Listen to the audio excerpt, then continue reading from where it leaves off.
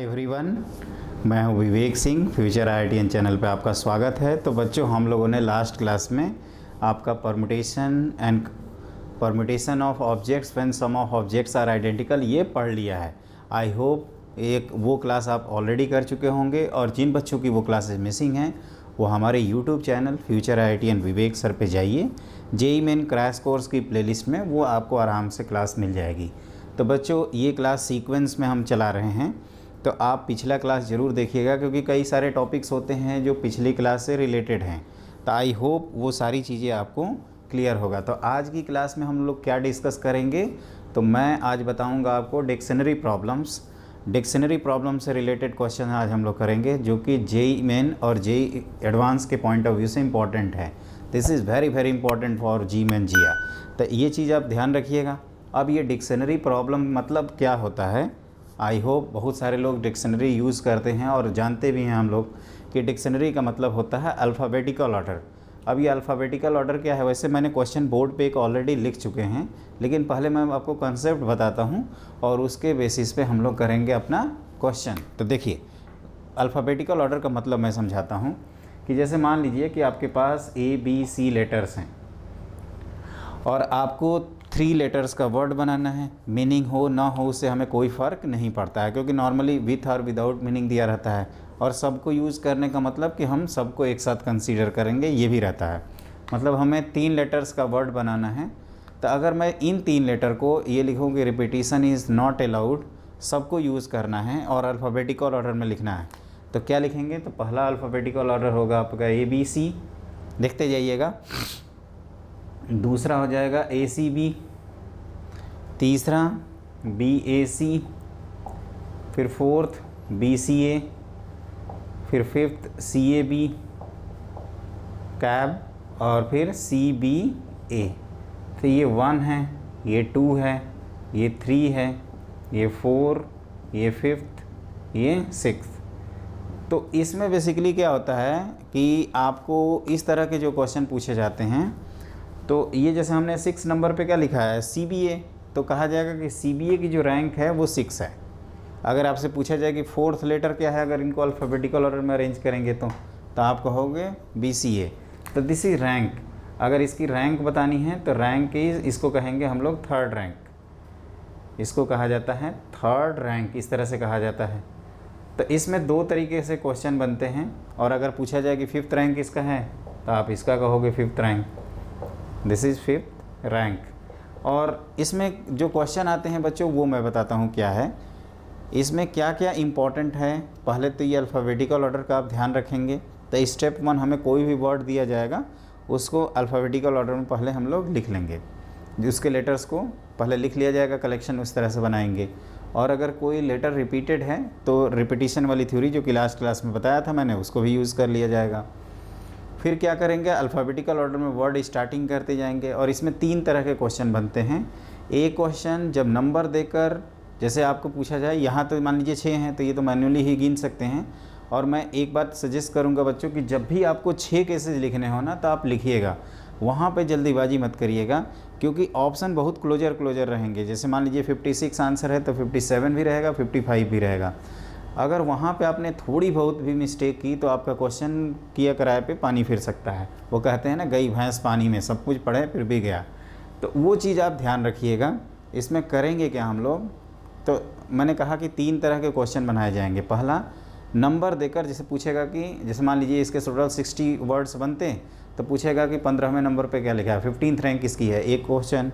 दूसरा क्वेश्चन, उन्हीं से कॉम्बिनेशन से रिलेटेड कोई वर्ड बना देगा और फिर पूछेगा कि उस वर्ड की रैंक कितनी है, ये दूसरा क्वेश्चन बनता है। और तीसरा क्वेश्चन जो JEE फेवरेट है बच्चों, वो क्या पूछते हैं, वो थोड़ा जानते हैं कि बच्चे ये सब प्रैक्टिस करके पहुँचेंगे, तो वो लोग थोड़ा सा अपना भी दिमाग डाल देते हैं। कहते हैं कि भैया ये जो वर्ड है इसके पहले कितने लेटर आपने लिख रखे हैं डिक्शनरी में। तो ऑब्वियसली जैसे हम लोग 16वां रैंक बता रहे हैं, 16th रैंक, तो उसके पहले कितने लिखे होंगे, 15।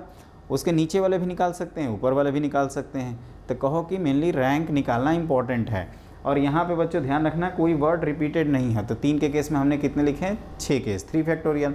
अगर ये 4 होते तो 24 लिखते 4 फैक्टोरियल के इक्वल, 5 होते तो 120, 6 होते तो 720। नॉर्मली 5-6 तक ही क्वेश्चन आता है। तो हम लोग क्या करेंगे, 1 बाई 1 इसी कंसेप्ट पे बेस्ड क्वेश्चन करेंगे। जैसे हमने आपको ऑनेस्ट वाला क्वेश्चन कराया था कि एच से स्टार्ट होने वाला आपको लेटर चाहिए, तो एक जगह फिक्स करके बाकी को हम लोग अरेंज कर दिए थे।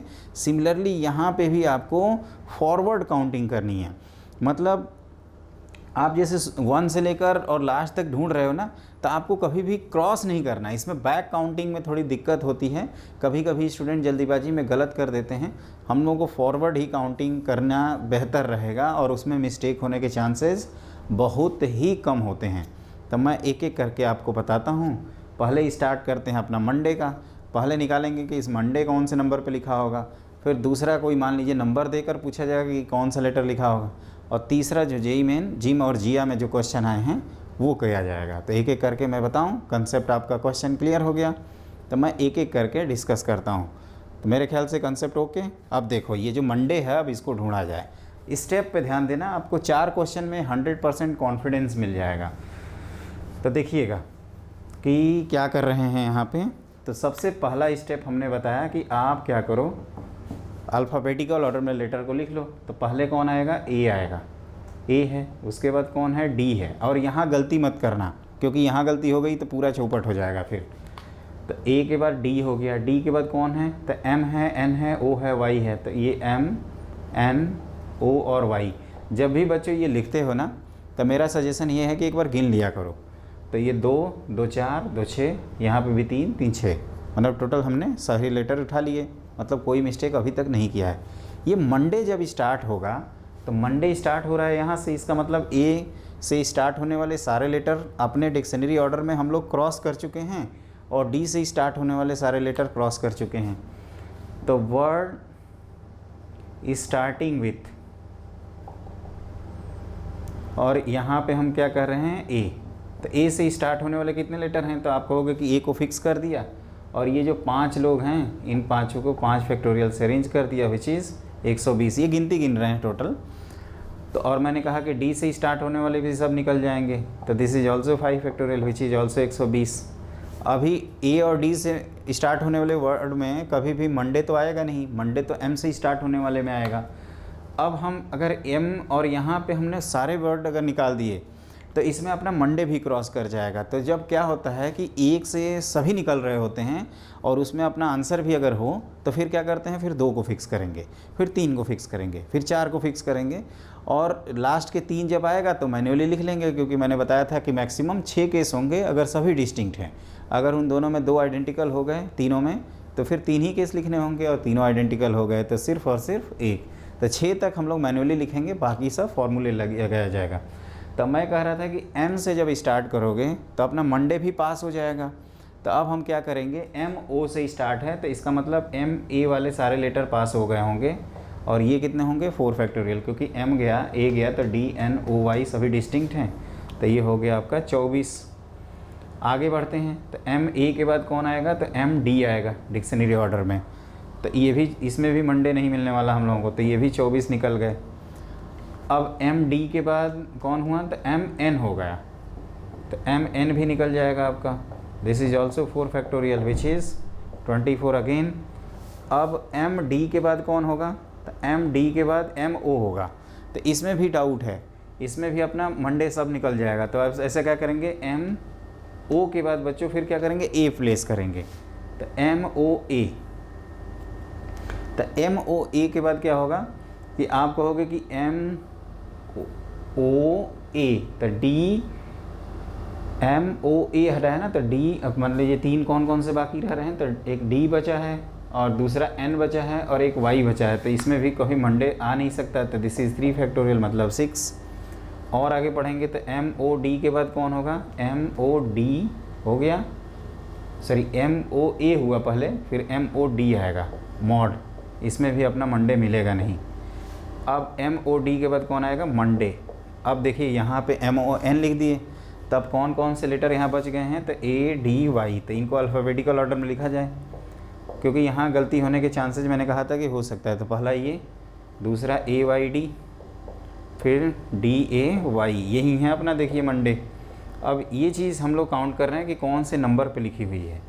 तो देखो इसको क्या कर रहे हैं, फिर एक बार रिकॉल करा देंगे। 120 कितने होते हैं, 240, और 240 और ये कितने हो गए, 240 के बाद यहाँ तक 240 और फिर 72, तो 240 प्लस 72 हो गया आपका 212, और 212 और 12 200 नहीं 312 होगा ना, 312 और 324, ये कौन है तो 325 है, ये कौन है तो 326 है, और ये कौन है तो 327 है। मतलब 327 नंबर पे अपना ये मंडे लिखा होगा। और पहली चीज़ ये कैसे की है एक बार फिर से बता देते हैं, क्योंकि आप लोग देख रहे हो तो आप लोगों को एक कन्फ्यूजन हो सकता है, आपको लग सकता है कि सर अपने में ही लगे पड़े हैं, हमें ध्यान ही नहीं दे रहे हैं। ऐसा नहीं है बच्चों, आप लोग सीखोगे तभी हमारा ये क्लास लेना सक्सेसफुल होगा, अदरवाइज़ सब व्यर्थ जाएगा। तो देखो क्या किया हमने, पहले स्टेप में बताया कि आप क्या करिए, जो मंडे के लेटर्स हैं जैसे ए है, डी है, एम है, जो भी है उसको अल्फ़ाबेटिकल ऑर्डर में लिख लें। यहाँ पे आपको ABCD EFGH तक XYZ आना चाहिए। अब कई स्टूडेंट कहेंगे सर मुझे वो भी नहीं आता, तब तो ये क्वेश्चन ही हम कहेंगे स्किप करके अगला क्वेश्चन करिए। तो मैंने अल्फ़ाबेटिकल ऑर्डर लिखा, फिर मैं कह रहा था कि लेटर स्टार्ट हो रहा है यहाँ से, इसका मतलब A और D से स्टार्ट होने वाले सारे लेटर्स हमने लिख दिए हैं। तो इससे स्टार्ट होने वाले कितने लेटर्स होंगे, 5 फैक्टोरियल, जैसे ऑनेस्ट वाला क्वेश्चन किए थे। और ऑब्वियसली कहोगे कि इसमें मंडे तो कभी मिलेगा नहीं, आप 1 से 120 तक चले जाओ, कहीं भी चले जाओ नहीं मिलने वाला। फिर डी से स्टार्ट होने वाला सारा लेटर, ये भी 5 फैक्टोरियल 120। उसके बाद हमने कहा कि एम से स्टार्ट होने वाला अगर सारा लेटर्स निकाल देंगे तो उसमें क्या होगा, अपना मंडे भी निकल जाएगा। जबकि मैंने कहा था कि रिवर्स नहीं आएंगे, रिवर्स में थोड़ी मिस्टेक होने के चांसेस होते हैं। रिवर्स तब आया जाता है जब 1 या 2 केस हो। यहाँ तो बहुत सारे केस हैं। बैक गियर में जाना देख ही रहे हो ना, जैसे अगर हमारे पास कोई कार है और अगर मैं इसे कहूँ कि पहले फॉरवर्ड गियर में आप लोग सीखते हो कि बैकवर्ड गियर में, तो कहोगे कि बैकवर्ड गियर में पहले सीखते हैं। फिर कहोगे सर कौन बैकवर्ड गियर में सीखता है, पहले तो फॉरवर्ड लगाते हैं, बैकवर्ड तो आप देखे होंगे 4-5 दिन बाद आदमी सिखाता है। तो वही बात है, फॉरवर्ड हमेशा आसान होता है तो वो ईजी है। अब हम बैक जा रहे हैं, पीछे गड्ढा आ गया, उसी में कूद जाएंगे, तो वो काम नहीं करेंगे। हमने MA से स्टार्ट होने वाला लेटर निकाला, तो वो कितने हुए, तो कहोगे कि भैया 4 हैं तो 4 फैक्टोरियल, इसमें भी मंडे आप सिर पटक लो नहीं मिलने वाला। MD में भी मंडे नहीं मिलेगा। MN से स्टार्ट होने वाले लेटर में भी अब 2-2 फिक्स कर रहे हैं, क्योंकि केसेस क्रॉस कर रहे थे तब केस को रेस्ट्रिक्ट कर रहे हैं। कहते हैं ना कि ब्रेक ब्रेक ब्रेक, एक एक करके ब्रेक लगाना है आपको। जैसे पहले 1 फिक्स करा, फिर 2 फिक्स करा, फिर 3 फिक्स करा, फिर 4, फिर 5 और लास्ट में आंसर आ जाएगा। फिर हमने कहा कि MN के बाद यहाँ तक तो मंडे मिला नहीं, और गिनती कितनी हो गई, 240 और 72 312। अब यहाँ जब गए तो MOA में भी मंडे नहीं मिलने वाला, तो 6 और निकल गए। MOD में भी मंडे नहीं मिलेगा, MON में मिल सकता है। तो इसके बाद बच्चों बचा है कितने केस, 3 लेटर्स बचे हैं। तो 3 को मैंने आपको सजेस्ट किया था कि 6 ही लिखना होगा ना अधिकतम, अगर रिपीटिशन नॉट अलाउड है तो 6 तो आप लोग लिख ही सकते हो। और 6 में लास्ट इतना बैड लक होता नहीं है, दूसरे तीसरे में ही आंसर रहता है। तो वैसे हम मान के चलना चाहिए कि लास्ट तक आंसर आएगा। तो ये ADY लिखा हमने, तो ये कौन से नंबर पर हो गया, यहाँ तक 324 की गिनती हो गई थी, तो ये 325वां, ये 326वां। ये AYD नहीं है इसमें, बेसिकली ये लेटर हम लिखे हैं। और 27वां कौन है, ये। तो इसका आंसर हो जाएगा 327, इसकी रैंक है। मतलब 327 अगर जो ऑप्शन में दिया होगा उसको टिक कर देंगे। और अगर पूछेगा कि ये बताओ ये मंडे जब लिखा गया है उसके पहले कितने लेटर्स लिखे जा चुके हैं, तो आंसर क्या होगा, 326। तो इस बात का आप ध्यान रखेंगे। तो हमने अपनी तरफ से पहला क्वेश्चन आपको बता दिया है। अब आपको मैंने कहा था कि 2-3 क्वेश्चन और करेंगे, फिर JEE मेन और JEE एडवांस के क्वेश्चन किया जाएगा। तो I hope it should be clear to all of you. तो अभी क्या किया हम लोगों ने, वर्ड देकर रैंक निकाल रहे थे, अब रैंक देकर वर्ड निकालते हैं।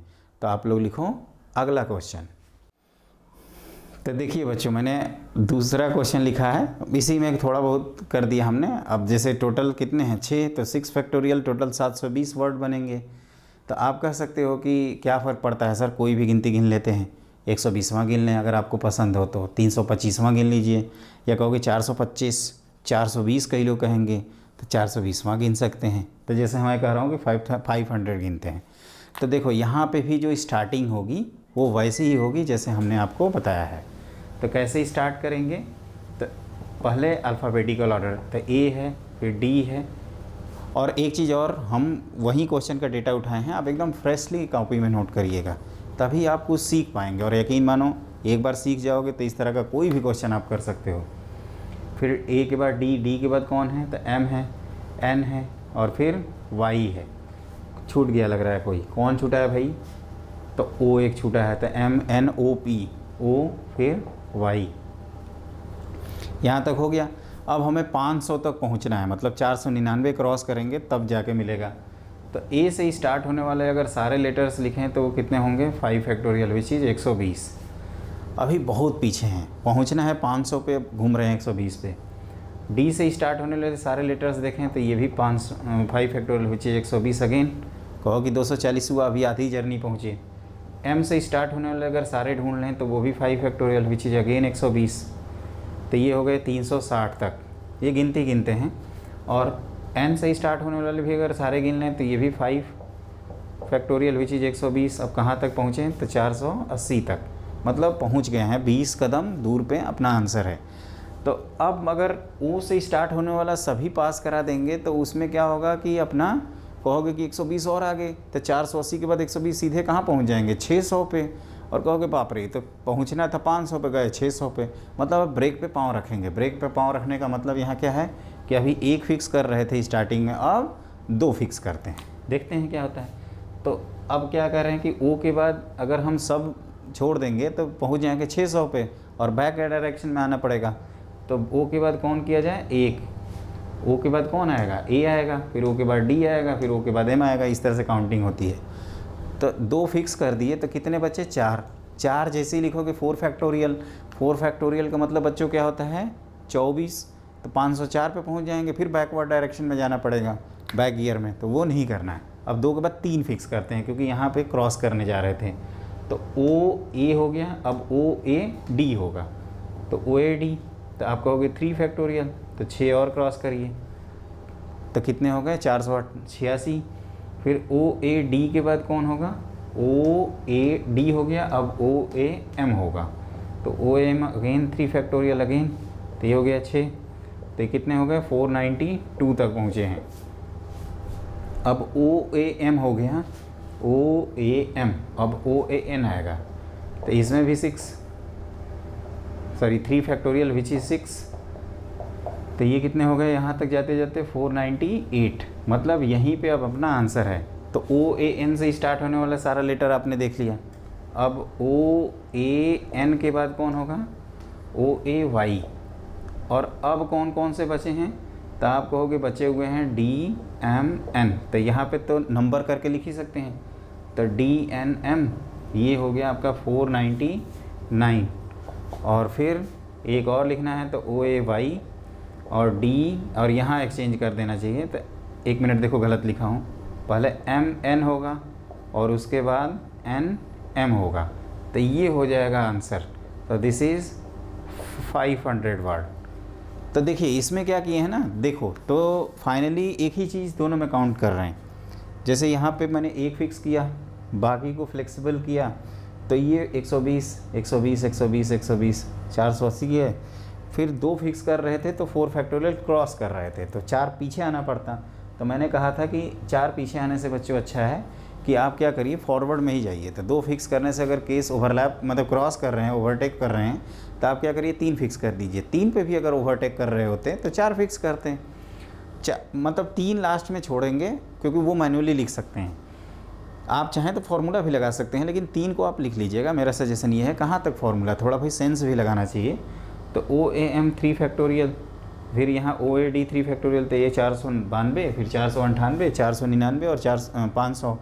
तो उसके बाद क्या कर रहे हैं, ओ एन के बाद ओ ए वाई, अब बच्चे डी एम एन, तो डी एम एन हो गया पहला लेटर, डी एन एम हो गया दूसरा लेटर, और यहीं अपना 500वां लेटर है। तो ये आएगा आंसर ओ ए वाई डी एन एम। और जल्दीबाजी में एम और एन में जैसे मैंने स्टार्टिंग में मिस्टेक किया था, तो बच्चों ए बी सी डी ध्यान रखना, यहाँ पे कहो कि मिस्टेक नहीं चलेगा सर, चाहे कुछ भी हो जाए। तो मेरे ख्याल से ये क्लियर हो गया आपका क्वेश्चन। ये आंसर जहाँ दिखे उसको टिक कर दीजिएगा। अब हम आपको जी मेन जिया के जो क्वेश्चन हैं वो आपको बताते हैं, जेई मेन और जेई एडवांस के। तो स्टार्ट किया जाए। तो आगे लिखिए अगला क्वेश्चन। तो देखिए बच्चों, हमने ऑलरेडी क्वेश्चन लिख रखा है, तो प्लीज़ आप क्वेश्चन नोट कर लीजिए। ये आपका जेईई मेन का क्वेश्चन है। If all the words with or without meaning are written using the letters of the word queen. इतना फॉर्मेलिटी करने की ज़रूरत नहीं है, आप ऐसे समझ सकते हैं कि क्वीन की रैंक निकालनी है। और आपके पास कौन कौन से लेटर्स हैं? तो आपके पास लेटर हैं क्यू, यू और 2 ई हैं और फिर एक एन है। तो अब इसको निकालते हैं।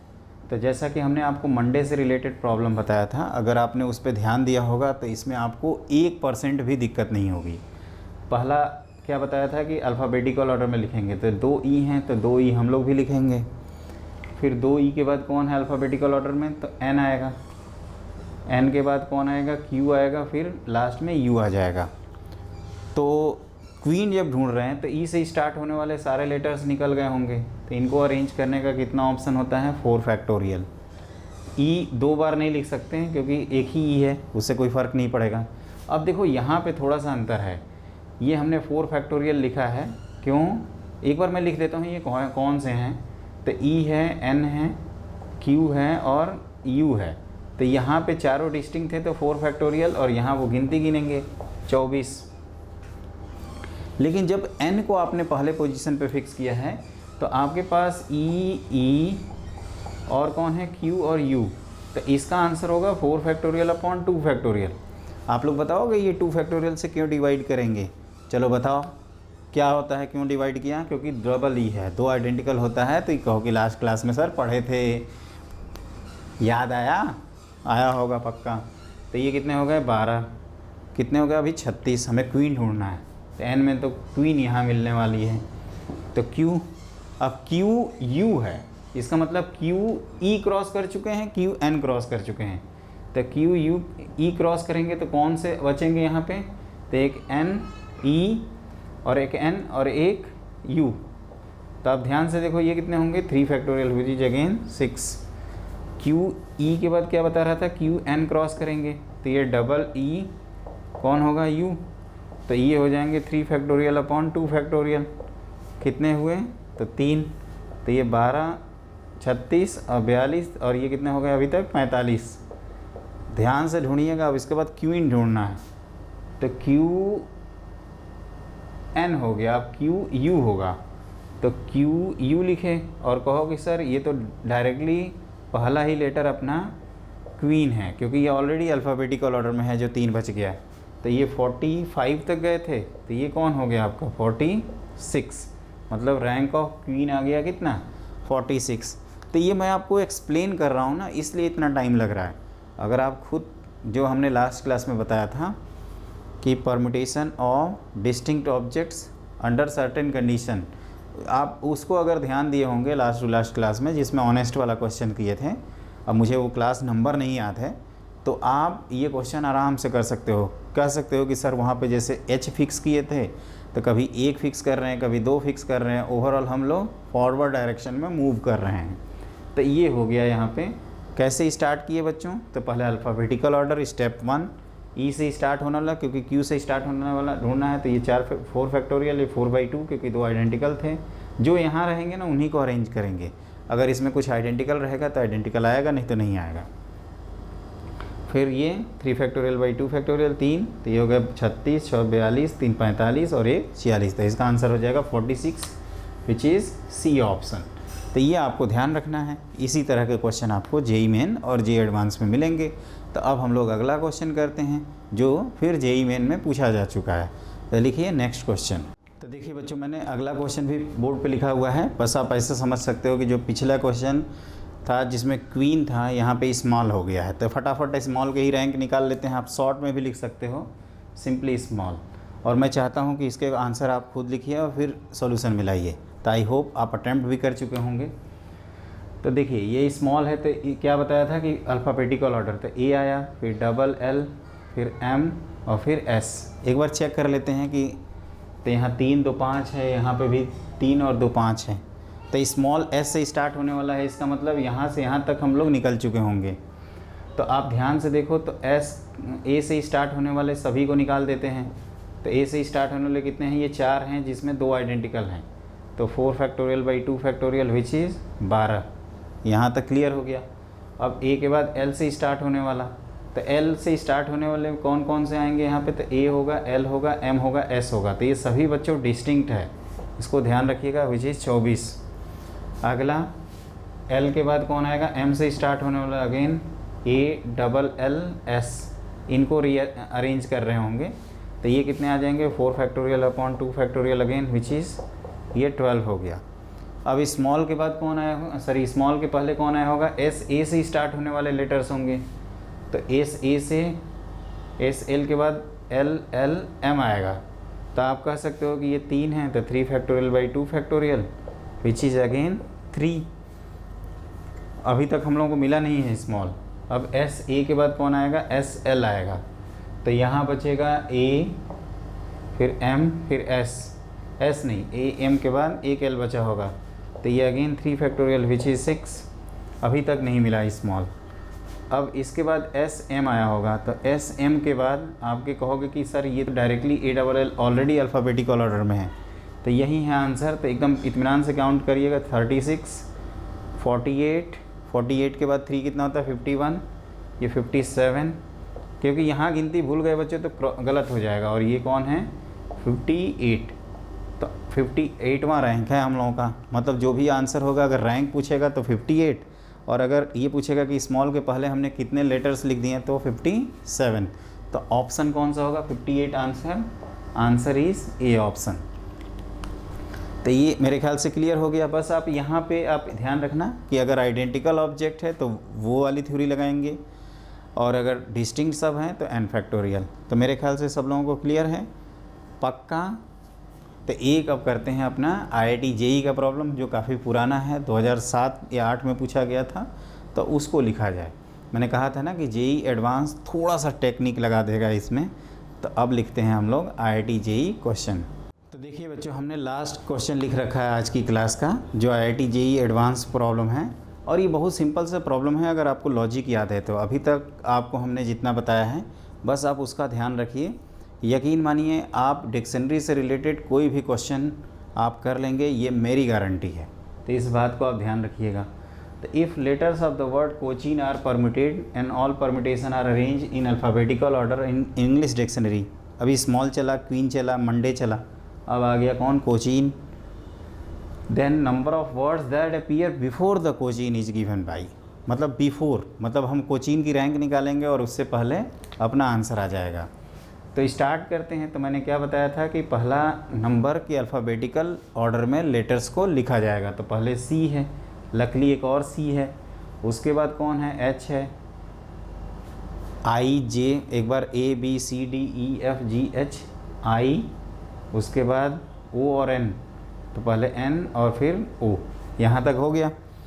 अब हम लोग क्या करेंगे, इसको गिनते हैं। तो कोचीन मतलब सी ओ से स्टार्ट है, तो सी स्टार्ट होने वाला निकल गया होगा, तो सी निकल चुके होंगे, तो सी मतलब ये 4, तो 4 फैक्टोरियल, सी एच, अब जब सी एच जाएंगे तो फिर से 4 फैक्टोरियल, अब सी एच के बाद कौन होगा, सी एन, ये भी अगेन 4 फैक्टोरियल, और सी एन के बाद कौन होगा जी, सॉरी सी एच के बाद सी आई होगा, और सिर्फ सी एन होगा, ये भी 4 फैक्टोरियल, और फिर सी ओ।